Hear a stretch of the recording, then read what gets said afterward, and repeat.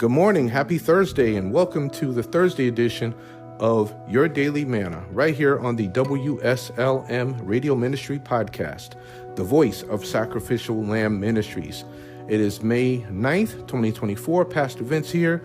I appreciate you, waking up with me this morning for another edition of Your Daily Manna, and we're going through our lesson series called The Prophecy of Daniel 7.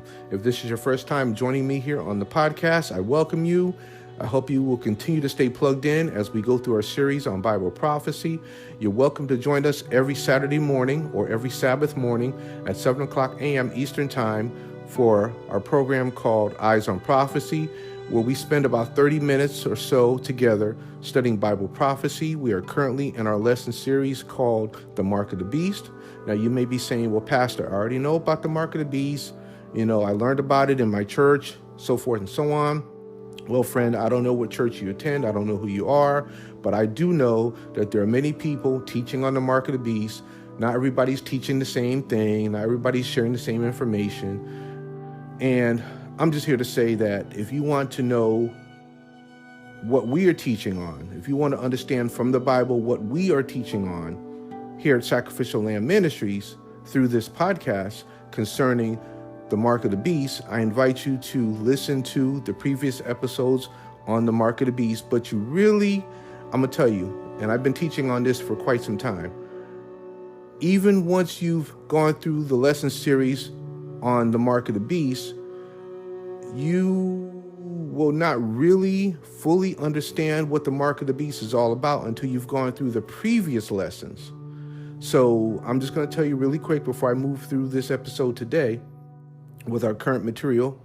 I invite you to go all the way back, maybe about 6 months, when we started with a series called Who is the Antichrist? You work your way through who is the Antichrist, then you go to the next lesson, the next lesson, the next lesson, and the Mark of the Beast is our current lesson. This is lesson number 6 that we're in right now. So all I'm trying to say is to get the full picture, to get the bigger picture of what we've been studying concerning Bible prophecy, and especially the Mark of the Beast, where we are right now, you'll need to go through the previous lessons and understand where we've come from to understand where we are right now. So I hope that makes sense. All right, let me just go ahead and get into what we want to talk about today. We're talking about who is represented by the little horn. We're talking about this little horn in Daniel chapter 7. Again, this lesson series that we're going through here on Your Daily Manna is called The Prophecy of Daniel 7. So our main concern is Daniel chapter 7. Who is represented by the little horn? Well, Daniel chapter 7 verse 8 says, I considered the horns, and behold, there came up among them another little horn before them. I considered the horns, and behold, there came up among them another little horn, before whom there were 3 of the first horns plucked up by the roots. And behold, in this horn were eyes like the eyes of a man, and a mouth speaking great things. Now, if you're a student of history, you know that Rome had 2 phases, the pagan phase and the papal phase. When Rome fell under the invasion of the barbarian tribes, the bishop of Europe picked up the scepter. Now, Christianity was nominally accepted by the barbarians in general, and the Pope became the chief power in Europe. No history of this period is complete without that important chapter, the rise of the papacy. The papacy is the government of the, quote, Papa, or Pope.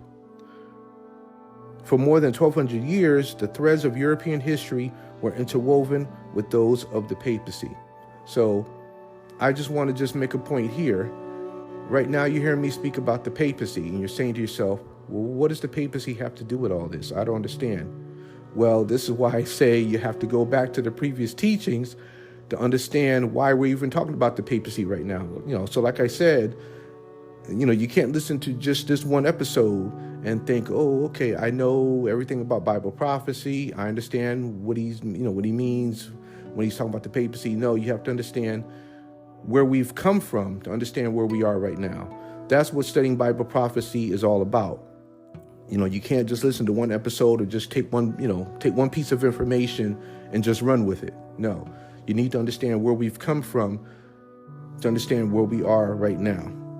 And I've said this on previous recordings that when we're talking about the papacy, Roman Catholicism, etc., we are not saying that the people themselves are evil.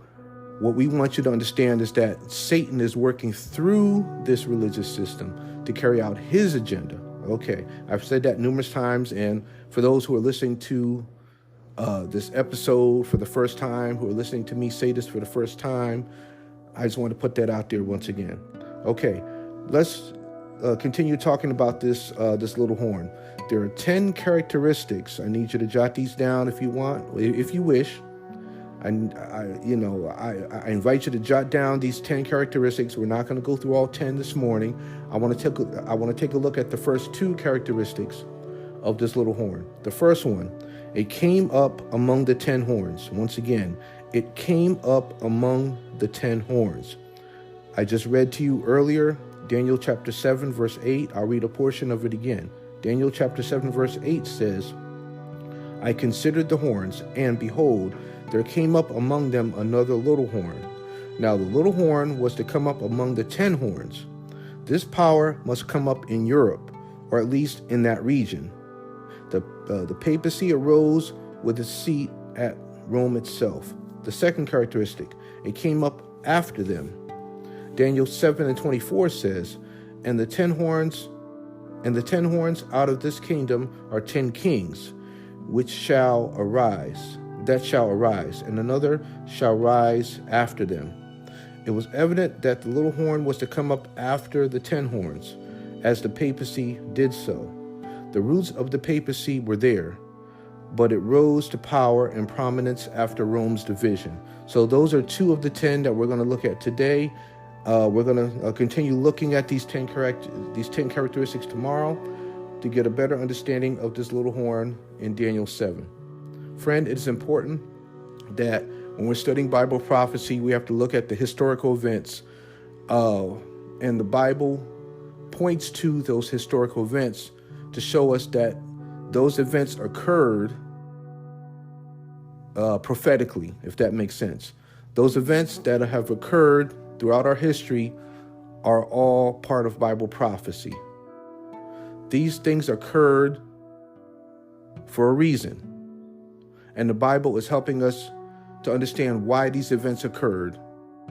So if you're not a student of Bible history, I should say if you're not a student of history at all, studying Bible prophecy, studying prophecy will help you to become a student of history. I was never a big history buff in high school or whatever, or in college. But studying Bible prophecy, I've learned to appreciate history, to see how history and the Bible come together, if that makes sense.